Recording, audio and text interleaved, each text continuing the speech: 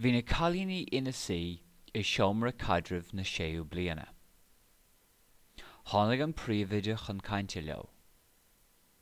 Dinne sí dóibh go raibh ríomhairí nua ag teastáil ón scoil, ach go raibh gantanas airgid ann. Dír sí orthú smaoinemh ar phlean chun airgid a bhailiú. Dúirt sí go labhródh sí leo níos déanaí an lá sin. Thosaigh siad ag smaoinemh.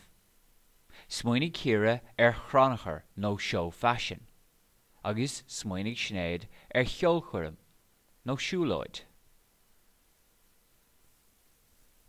Dill an príomhaide ar an seomra caidreamh níos déanaí an lá céanna. Dinis na cailíní a gcuid smaointe de.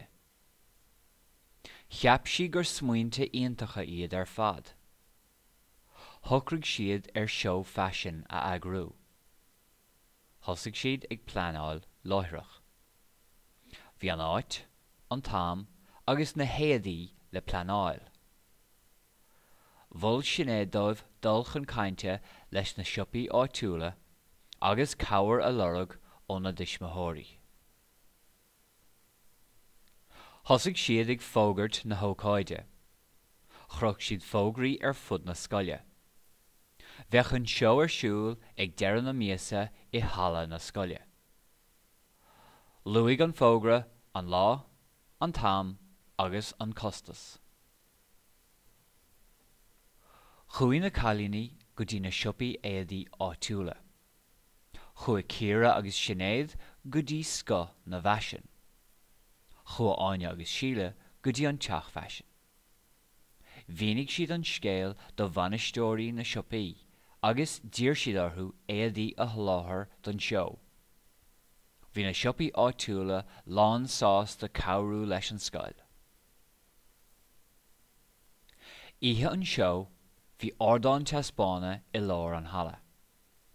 Bhí slua mór ina sí ar dhá thaobh an ordáin. Shiúil na manacíní suas síos an ordáin. Bhí éadaí galánta á gcaitheamh acu, gúnaí glóite agus bróga orda. Díal na daltaí ticéad do chronachar ar an oíche. €5 an costas a bhí ar na ticéad. Bhí dúiseanna iontacha ar fáil sa chronachar. Ag deireadh na híthe, labhair an príomhaide leis an slua. Rá sí buíochas le gach duine. Bhfuil sí cailíní na 6 bliana as an obair a rinne siad chun oíche iontach a agrú. Rá sí buíochas leis na tuismitheoirí agus pobl an bhaile as takeú leis an scoil. Bhailligh siad dóthain airgid le ríomhairí nua a cheannach.